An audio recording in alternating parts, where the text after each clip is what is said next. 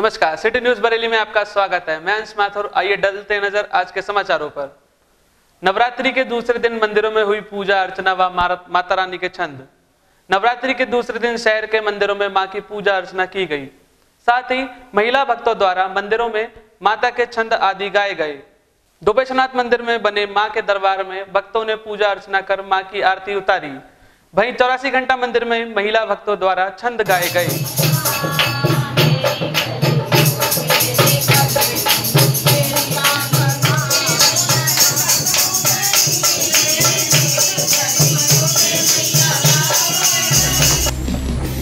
पहले चरण के मतदान कराने के लिए बरेली से पुलिस टीम रवाना।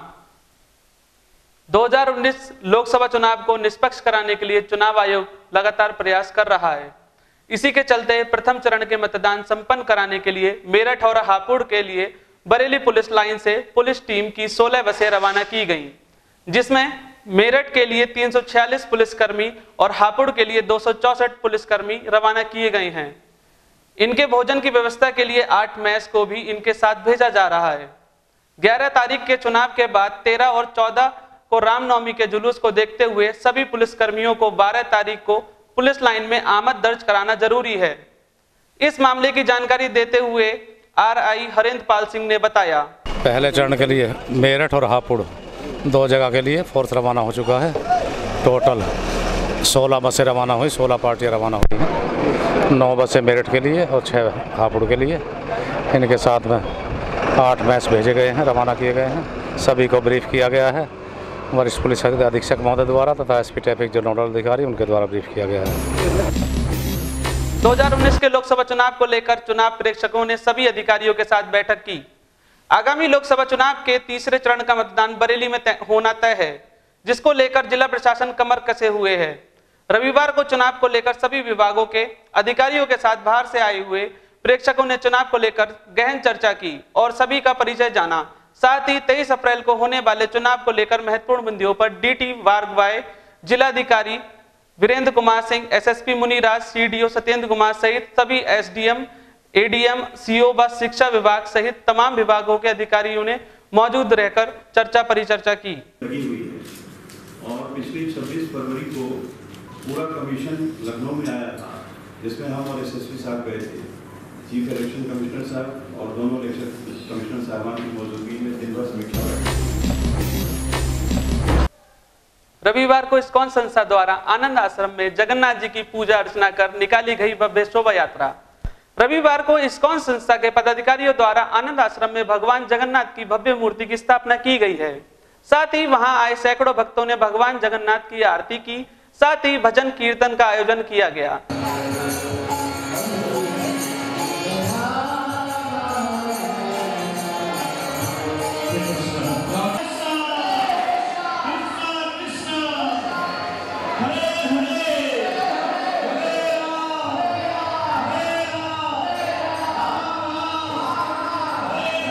इस मौके पर बरेली के महापौर डॉक्टर उमेश गौतम ने भी कार्यक्रम में हिस्सा लिया। यह शोभा यात्रा पिछले 2 सालों से बरेली में निकाली जा रही है। बताते चलें कि सबसे पहले भगवान जगन्नाथ जी की यह पहली यात्रा 1967 में सेंट फ्रांसिस सिस्को में निकाली गई थी। तभी से पूरे विश्व में यह शोभा यात्रा निकलने का चलन हो गया।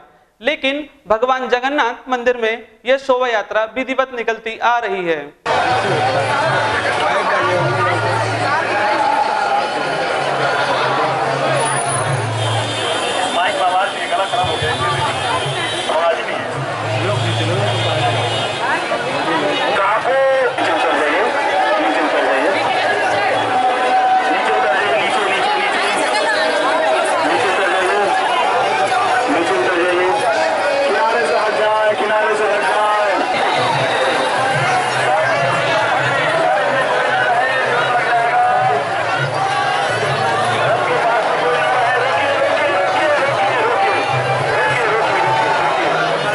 इस कार्यक्रम में आए संस्था के पदाधिकारियों ने सिटी न्यूज को शोभा यात्रा के संबंध में बताते हुए कहा, हम देख रहे हैं कि आज बरेली नगर में भगवान जगन्नाथ जी के रथ यात्रा बड़े भव्य रूप से होने जा रहा है और पूरे ये हॉल भरा हुआ है श्रद्धालु जनता से।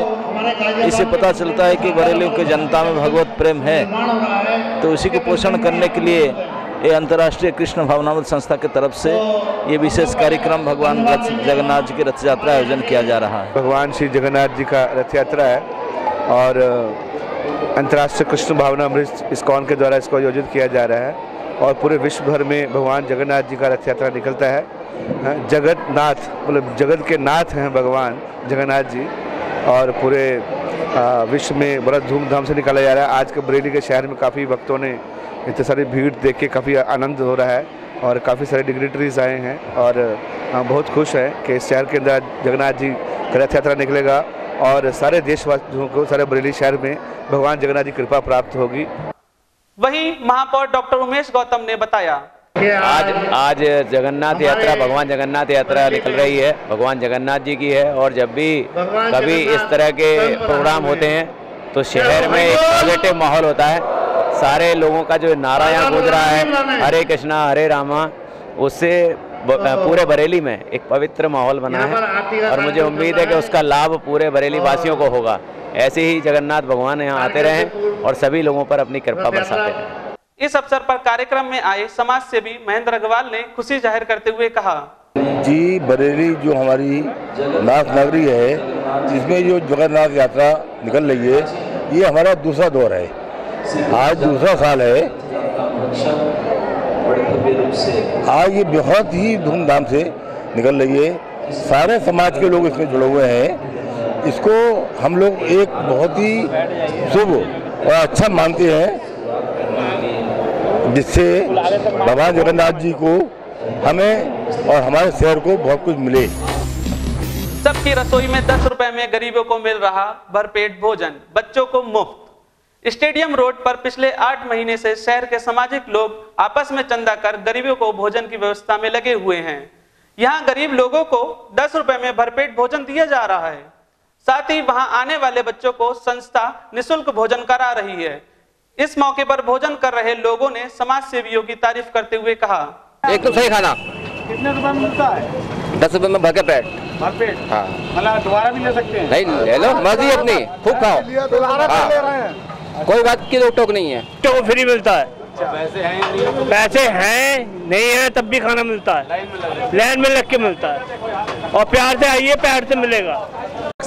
8 महीने होगा, 8 महीनों 10 रुपए में पेट भर के भैया। और बच्चों को कोई पैसा नहीं लिया था, बच्चों से ना, बच्चों से कोई पैसा नहीं लिया था। पहले आपके किस तरह से आई, क्या बहुत दिमाग में आ गई तो पहल चालू कर दिया, बस ऊपर वाले ठाकुर जी ने चालू करवा दिया, चालू कर दिया बस। किस तरह से सब इकट्ठा करते हैं आप लोग? भाई हमारे फ्रेंड्स वगैरह हैं जितने मिलने जुलने वाले हैं वो लोग देते हैं भैया पेमेंट इसका, बस। आप अपनी तरफ से 10 रुपये ही देते हैं? अपने तरफ 10 रुपये, और जिसके पास नहीं है उसे भी दिया जाता है। ऐसा नहीं है कि पैसा नहीं है तो उसे वापस किया जाएगा, उसे भी फ्री में दिया जाता है। अब समय होता है एक छोटे से ब्रेक का। In India, more than 1.5 crore people are suffering from partial or total blindness. Dr. M.S. Basu, a renowned eye specialist who is successfully treating eye diseases with the ancient wisdom of Ayurveda. Retina-related problems, drying of eye nerves, which had been considered incurable, are successfully being treated by Dr. M.S. Basu. Several cataract patients have got their vision back without any surgery. An experience of more than 35 years, continuous research and endeavor have earned a remarkable name for Dr. M.S. Basu. Outcome of this hard work is Isotene Eye Drops, which has got wonderful results and has been awarded with the Ayurvedic Premium Mark. Under the leadership of Dr. M.S. Basu and his son Dr. Mandeep Basu, Dr. M.S. Basu Super Speciality Ayurvedic Eye Hospital has started a movement to eradicate blindness from human race. Thousands of patients coming from all over the world for their eye treatment are living examples of it. जिस प्रकार से दुनिया को polio से मुक्त किया गया है, उसी प्रकार से मेरा सपना है कि दुनिया को अंततः मुक्ति दिलाई जा सके। हमारा उद्देश्य है, जो ईश्वर ने हमको इतनी बड़ी चीज़ दी है, तो उसको हम चाहते हैं कि उसको प्रोपार करते हुए दुनिया को उसका लाभ पहुँचाएँ। For these extraordinary achievements, Dr. M.S. Basu has been proclaimed with several prestigious awards. Dr. M.S. Basu has given a light of hope in thousands of eyes.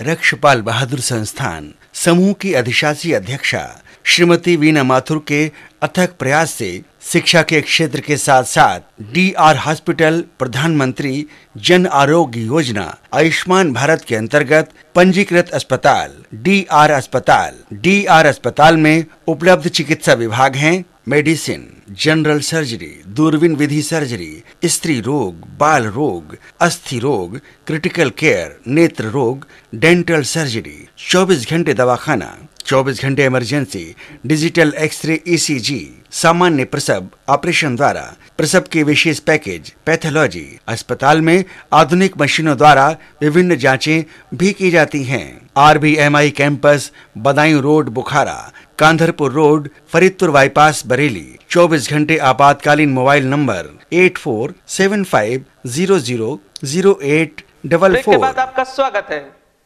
जनसेवा टीम ने शहर में चलाया मतदाता जागरूकता अभियान। शहर में आने वाली 23 तारीख को तीसरे चरण में मतदान होना है, जिसको लेकर मतदाताओं को अपने मत के प्रति जागरूक करने के लिए जनसेवा टीम ने मतदाता जागरूकता अभियान चलाया। यह अभियान जनसेवा टीम ने मोलकपुर में डॉक्टर S.K. आनंद के क्लिनिक पर चलाया तथा मतदाताओं को जागरूक करते हुए 23 तारीख को मतदान करने की बात कही। वहीं सोशल मीडिया के माध्यम से भी टीम लोगों को मतदान करने के प्रति जागरूक कर रही है। इस अवसर पर संस्था के पदाधिकारियों ने बताया, टीम ने मतदाता जागरूकता अभियान शुरू किया है और सोशल मीडिया से आज जो है सड़क तक ये मुहिम आ चुकी है। गली मोहल्लों में इसका प्रचार कर रहा है कि लोग, आम जन लोग जो है वोट के लिए प्रेरित हों और अपना मतदान भारत के लिए करें, भारत की भविष्य के लिए करें। इसलिए जो है ये मुहिम जो है जनसेवा टीम ने शुरू की है। इस टीम के तहत कल जुमे की नमाज के वक्त नमाजियों ने सभी मतदाताओं से नमाज के बाद अपील की थी कि वो अपना मत देश हित में करें।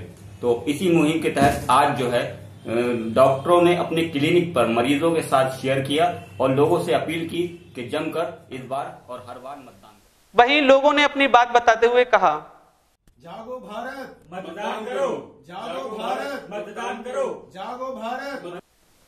इस अवसर पर डॉक्टर S.K. आनंद ने बताया, लोकसभा का चुनाव आ रहा है तो हर व्यक्ति का ये फर्ज बनता है और ये हमारा अधिकार है, जो हमें एक अधिकार मिला हुआ है, जिसके बाद हमारा अधिकार है वो हमारा मत। तो हर व्यक्ति को कोशिश करना चाहिए अपने मत का अधिकार जो है उसे पूर्ण रूप से अपने मत का अधिकार जो है उसे दीजिए। और उसके साथ साथ ये आपकी अपनी इच्छा है, पार्टी के लिए कभी जो पार्टी जहाँ भी आप है ना, उसे कर सकते हैं, लेकिन मत का अपना उपयोग अवश्य करिए।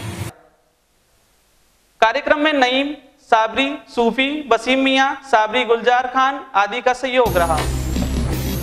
पीड़ित महिला ने लगाई एडी हेल्थ से न्याय की गुहार। बताते चलें कि कुछ दिन पहले प्रगति नाम की महिला ने सीएमओ डॉक्टर विनीत शुक्ला से अतुल लतिका अस्पताल की डॉक्टर लतिका पर बच्चे को जन्म दिलाने के नाम पर लाखों रुपए की ठगी की शिकायत की थी, जिसमें डॉक्टर ने संतान होने की गारंटी लेते हुए उससे 2,65,000 रुपए ठगने के साथ ही 80,000 रुपए दवा के नाम पर ऐड लिए थे, लेकिन उसके संतान नहीं हुई। अभी तक डॉक्टर पर कार्रवाई न होने से आहत महिला ने अब एडी हेल्थ का दरवाजा खटखटाया है।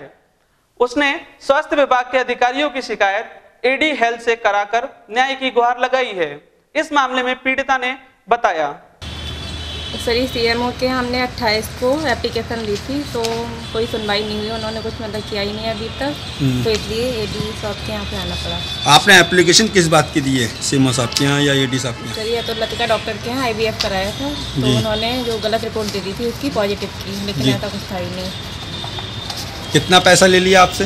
सर 3-3.5 लाख रुपये आपसे खर्च करा दिया। ठीक, पहले ही अपने संज्ञान में ले लिया मैंने, है ना। तो एक्चुअली क्या मेरे पढ़ने से तो कुछ नहीं होता, आपका डिस्प्यूट है कि आपने डॉक्टर लतिका के यहाँ जाके प्राइवेट में दिखाया, आपने वो इलाज करती हैं IVF बच्चा का कोशिश करती हैं, उन्होंने कोशिश की और उन्होंने बताया भी कि आपको बच्चा हुआ, लेकिन उन्होंने कह दिया ग्रोथ नहीं है इसलिए बच्चा खराब हो गया, दोबारा इलाज होगा। फिर आपको किसी ने कहा किसी और को दिखा लो, तो किसी दूसरे ने ये कह दिया कि आपको घर कभी हुआ ही नहीं, वो झूठ बोल रही है। अब ये पता नहीं कि वो सच बोल रही है कि वो सच बोल रही है, मतलब तीसरा तो कोई है ही नहीं जजमेंट, दोनों का बयान लेना पड़ेगा, है ना। बिजली OTS अवधि 30 अप्रैल तक बढ़ी। एक मुश्त समाधान योजना OTS में पंजीकृत उपभोक्ता अपना बकाया बिल 30 अप्रैल तक जमा कर सकते हैं। जो लोग 25 मार्च तक योजना में पंजीकृत करा चुके हैं वे अपनी किस्तें अब 30 अप्रैल तक जमा कर सकते हैं। बिजली विभाग ने एक बार फिर ब्याज माफी योजना आगे बढ़ा दी है। 1 जनवरी से लागू योजना में दिसंबर 2018 तक बकाया बिल में लगा ब्याज सरचार्ज माफ किया जाना था। इसके तहत 25 मार्च तक पंजीकरण कराना था। ब्याज माफी के बाद बकाया राशि मार्च माह में जमा करानी थी, लेकिन मार्च क्लोजिंग के कारण 4 अप्रैल तक बिल जमा करने को कहा गया है। ज्यादातर उपभोक्ता बैंक बंदी आदि कारणों से बकाया राशि जमा नहीं कर पाए हैं, इसीलिए प्रबंध निदेशक ने बकाया राशि 30 अप्रैल तक जमा कराने की सुविधा दे दी है। बताते चलें कि इस योजना के तहत बिजली विभाग ने 60 करोड़ का अपने उपभोक्ताओं का ब्याज माफ किया, साथ ही उसके बदले में उपभोक्ताओं को इस योजना का फायदा उठाते हुए लगभग 60 करोड़ रुपया बिजली विभाग में जमा किया है। इसकी जानकारी देते हुए चीफ इंजीनियर SK सक्सेना ने अपनी सभी उपभोक्ताओं को धन्यवाद देते हुए कहा, देखिए, सरकार के द्वारा बकायादार उपभोक्ताओं को एक सुनहरा अवसर प्रदान किया गया था, जिसके अंतर्गत जितने भी हमारे छोटे उपभोक्ता हैं 2 किलोवाट वाले या हमारे निजी नलकूप के उपभोक्ता हैं, उनको ये योजना उनके लिए निकाली गई थी कि वो अपना सरचार्ज समाधान योजना के अंतर्गत माह दिसंबर 2018 के बकाये पर जितना भी उनका सरचार्ज है वो 100% माफ़ हो जाएगा, वो अपना बिल जमा करा दें और 30% धनराशि उनके पंजीकरण शुल्क के रूप में जमा कराई गई थी। बाकी उनको ये सुविधा दी गई थी कि वो अपना पैसा किस्तों में जमा करा लें। इस संबंध में ये बताना चाहेंगे कि इस योजना को सरकार ने इसलिए निकाला था कि हमारे छोटे उपभोक्ता इससे लाभान्वित हों और उपभोक्ताओं ने भी इस योजना को हाथों हाथ दिया है। लगभग 1 लाख उपभोक्ताओं ने हमारे बरेली जोन में अपना पंजीकरण कराया था, जिसमें से 91,500 उपभोक्ताओं ने लगभग इसके योजना का लाभ लेकर के अपनी धनराशि जमा करा ली। इस धनराशि के फलस्वरूप लगभग बरेली जोन में 60 करोड़ रुपए का राजस्व प्राप्त हुआ है इस योजना के अंतर्गत, और लगभग इतनी ही धनराशि का जो ब्याज है वो माफ़ किया गया है। लगभग 9,500 उपभोक्ताओं द्वारा अभी भी अपने अंतिम बिलों का भुगतान नहीं किया गया है। सरकार ने उनको भी ये फैसिलिटी दी है कि यदि किसी उपभोक्ता का बिल संशोधन के कारण पैसा न जमा हो पाया हो तो वो अपने निकटतम उपखंड अधिकारी के कार्यालय में संपर्क स्थापित करके अपना बिल संशोधित करा ले। और 24 मार्च से लापता बसंत राय का नहीं लगा कोई सुराग। उत्तराखंड के जिला चंपावत गांव के रेधाड़ी पोस्ट शुगर खाल निवासी देवी दैत्य राय अपने 21 वर्षीय बेटे बसंत राय की मानसिक इलाज कराने के लिए मानसिक चिकित्सालय आए हुए थे। इसी बीच सुबह ईसाइयों की पुलिया से उनका बेटा कहीं चला गया। काफी तलाश करने पर भी उसका कोई सुराग नहीं लगा। इसकी शिकायत उन्होंने एसएसपी से की। इस मामले में जानकारी देते हुए बसंत के चाचा ने बताया। क्या परेशानी, कैसे आया? सर, उत्तराखंड चंपावत जिले के रहने वाले हैं। हमारा एक लड़का जो मानसिक रूप से थोड़ा विक्षिप्त था, उसको दिखाने के लिए हम सैटेलाइट के पास ईसाई की पुलिया में हॉस्पिटल है डॉक्टर धीरेन्द्र कुमार अग्रवाल जी का, वहाँ पे लेके आए थे सर। 24 तारीख को हमने वहाँ उसको भर्ती करवाया। सुबह लगभग 9:30 बजे वो वहाँ से लापता है सर। हमने 12 थाने में तहरीर दी है। आज 6 दिन हो गए सर, उनकी तरफ से हमें कोई सपोर्ट ऐसा कुछ खास मिल नहीं पा रहा है सर। और वो लड़का 27 तारीख को लखोरा और चनेटी गांव में दिखा। उसके बाद हमने जो जांच अधिकारी उनको फ़ोन किया कि सर आप हमारी थोड़ी हेल्प कीजिए। उनने हमें ये कह के टाल दिया कि यार अभी चुनाव का समय है, हमारा स्टाफ नहीं। एक विशेष सूचना, सिटी न्यूज को आप अपने मोबाइल के YouTube पर जाकर सब्सक्राइब भी कर सकते हैं। सिटी न्यूज में खबर देने के लिए हमारे इस नंबर पर संपर्क कर सकते हैं। हमारा फोन नंबर है 8954961313 या हमारे कार्यालय पर संपर्क कर सकते हैं। हमारा पता है सिटी न्यूज बरेली, निकट गंगाशील हॉस्पिटल, डीडीपुरम, बरेली। समाचारों का यही सिलसिला यहीं खत्म होता है। अगले बुलेटिन में फिर मुलाकात होगी। नमस्कार।